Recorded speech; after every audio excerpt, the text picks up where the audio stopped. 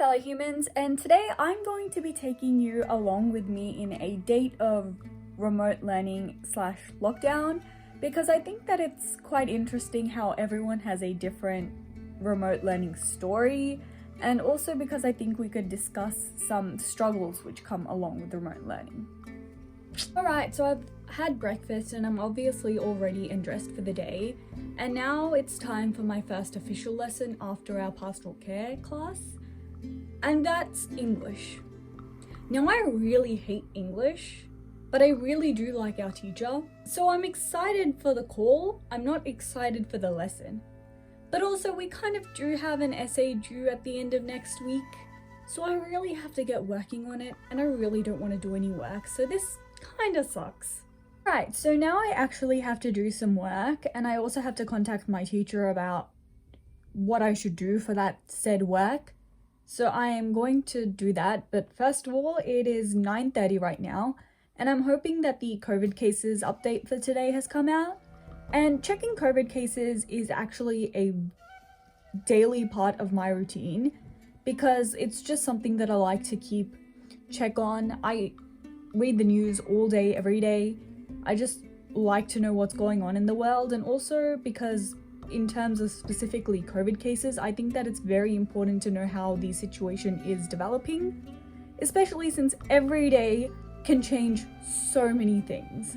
So I've just finished up the message that I have to send my English teacher, and I've just been reading it over and over again just to make sure that there isn't like a spelling or grammatical error, because you know, he's an English teacher. Like, these teachers care the most about how your spelling and grammar is. I don't know if they care as much if you just messaging them to ask them a question, but I still get very, very stressed out.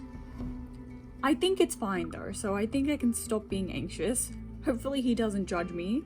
I actually have to also choose my words very, very carefully. I'm like, does this sound like a dumb word to be using? I think it is fine though. Is it? I think it's fine. I'm just gonna send it and see how it goes. Alright, so lesson 2 of today is a distance education lesson. So technically it's a free lesson, but because I do distance education German, I do not take that class at school, but I actually have it done by an external source. They have given me some work that I have to complete by the end of the week, by Friday, which is today. And I have to hand that work into them every Friday. So I do have allocated times from my school which I should be doing that work. Sometimes I can get that work done really fast and then have like free lessons all week sometimes.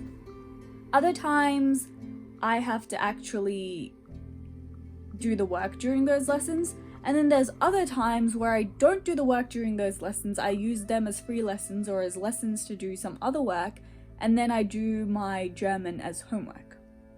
But either way, it is German time now, so I'm going to be doing that. So I want to take this time to talk about something that I personally deal with a lot during remote learning, and I'm not sure if other people deal with this too, or if it's just me overthinking things. But I think that one thing that happens to me really commonly is that even if I don't feel so well, I still attend classes. Like when we were just going back on campus and we were just having our normal days, if you didn't really feel that well, you didn't have to go to school. You could just take the day off and relax and, you know, rest however much you needed. But I feel like it's different with remote learning, where because it's all online and you have access to it anyways, even if you're in bed, you can still do your classes. It just feels like there's no excuse not to be in class, that even though you could feel like really sick and burnt out and just feel like you're not able to do anything, there's still just that added pressure of you still have to attend the class simply just because it's so convenient now. Like you have no excuse. Like you might be sick, you might be feeling awful, but everything is just given to you and it's just so convenient that why would you take the day off? That maybe you're not allowed to take the day off. And I feel like that has impacted me because I had a online seminar like a few weeks ago, and this seminar was an out of school one for German, and if that happened face to face, I would have taken the day off school to go to that seminar. But because it was online, I spent the whole day shuffling my classes and the seminar. So I was on 2 calls at once, trying to take notes of both. And I think that was not a good idea. Well, in my head, that was a good idea because I still got all of the information I needed from both things. I got it all together and I can still not be that behind in my work. But you also think about it, and I've been just adding this extra pressure and stress onto myself simply because I feel like I need to. I feel like simply because I have all the facilities that I have to use them. I don't know if this is like a good thing or a bad thing. It's definitely a bad thing when you start disregarding your health and how you're feeling, especially with lockdown fatigue. But I wonder if other people feel like this, you know? Alright, so I have made myself some noodles and I've also put some like cheese on them. And it smells so good. And I'm just gonna dig into this because it's recess time and I have like 15 minutes to eat this before my class starts. Even though I'm probably not gonna be able to do that, I can just eat a little bit while the class call is going on, so that's all good. Alright, so I've just finished a call for my 3rd lesson. So I do have a double now, so it was the 3rd and 4th lesson. They are the same subject and I have to do the same work. But that call just went for like 40 minutes. I only have an hour to do so much stuff now.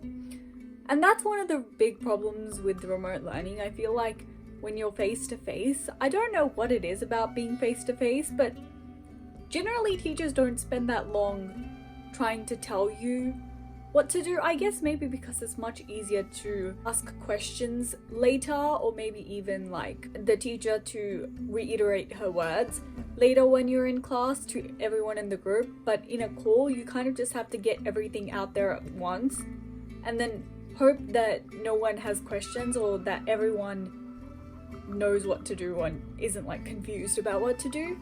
But like, that's one thing that really annoys me. Like, the calls can go for so long and then we don't have any time to work, which sucks. Alright, so I'm going for a walk, and the first thing I have to do when I go for the walk is to stand outside for a minute and check the temperature. It seems to be nice enough, so I do not need a jacket. And now, I'll go to my shoes. And I have to flip them inside out, check for spiders, and then I can put them on. Anyways, so I usually just take a 20-minute walk around my house, and I usually do it without like music or anything, simply because I find it so much easier to just get like lost in the moment when I don't have music in or anything. So I'm just going for that walk and I'm just, you know, enjoying myself, since this is the only time I can actually come outside into the outside world. I really like being outside simply because I'm outside and I don't ever get to leave the house in any other case. So I just had lunch and now I'm sitting in my theatre room because this is where I come when I just want to kind of de-stress and get away from my room where I sit all of my classes in, and also because I just like the vibe in here. I love the vibe in here. And I wouldn't say I'm particularly stressed about this, but my next class is biology and I hate biology. I hate biology so much. I hate it with a passion. I have never ever wanted to do biology in my life. And yet I'm doing it. So why am I doing it? Because there was no other classes available. I only had 3 options. It was biology, health and human development, or PE. And now if there's something that I hate more than biology, it's health and human development and PE. Well, I've never actually done health and human development before, but everyone told me it was really boring, and I'd rather biology, the science of everything together, than solely focusing on health and human development, which I hate. I hate it. So I got stuck with biology like that. And while dreading this, I just felt like maybe I should make a ranked tier of all of the subjects that I like and hate. So my favorite subject is chemistry. I don't know how, I don't exactly know why, because It's very hard and it's very demanding, but I still like it. Like, I really, really like it. I love it so much. I love it so much that I am able to look past the fact that I need to work so hard on it, that I need to give it so much time, and that I need to be attentive in every single class, and I cannot slack off at all. And yet I still like it. Next up on the list would be maths. I do general maths for VCE, and the only time I have done methods maths, which is the slightly higher level maths, it's the kind of maths that you need to go into like engineering and stuff.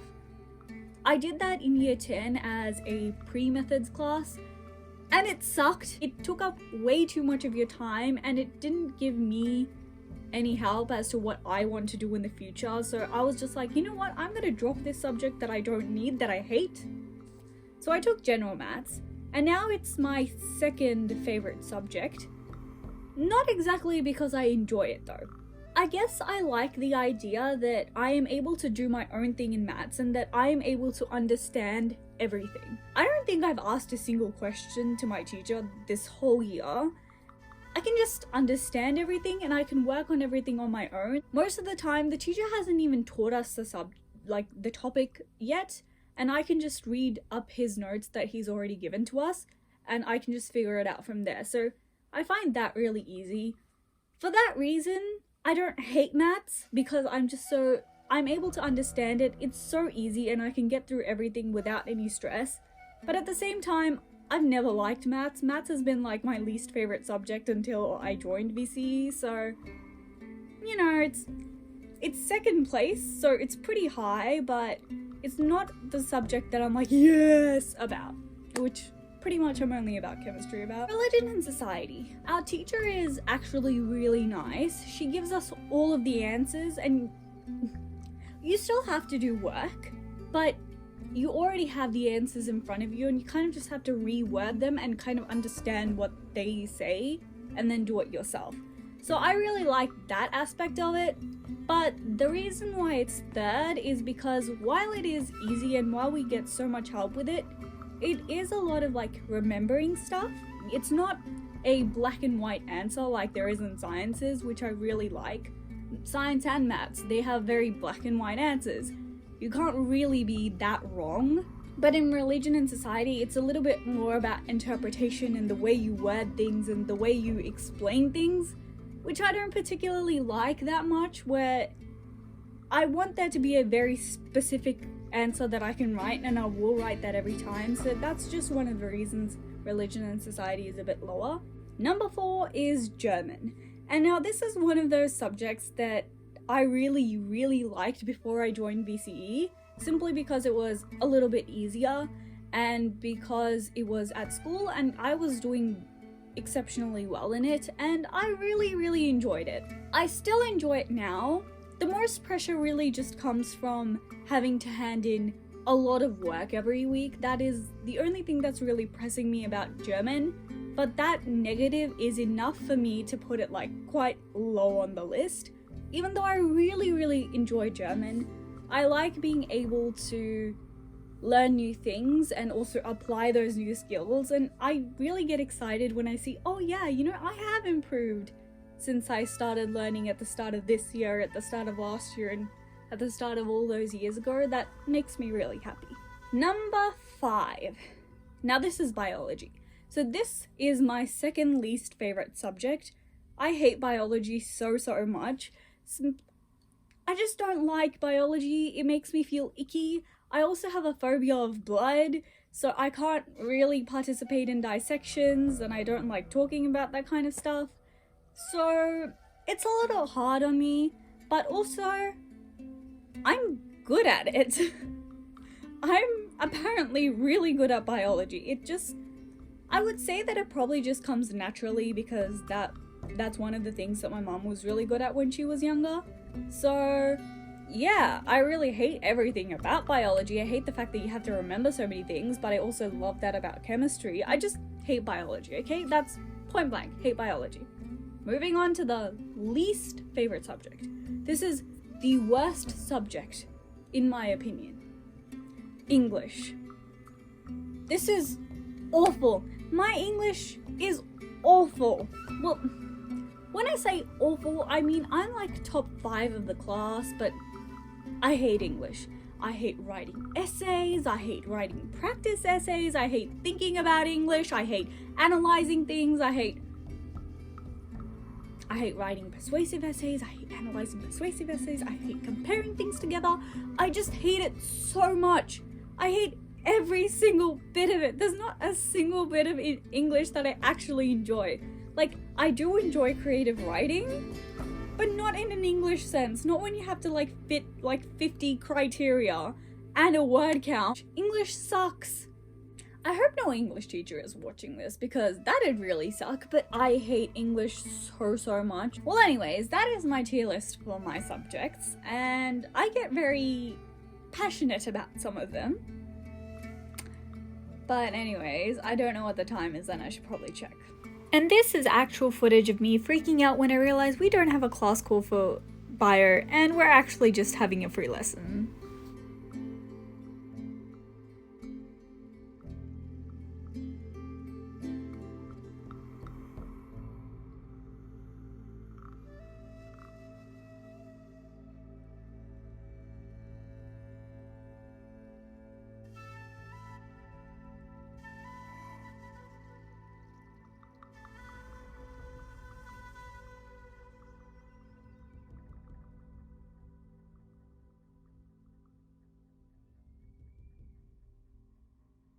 I am 2 exercises ahead in maths, and this call is still going on.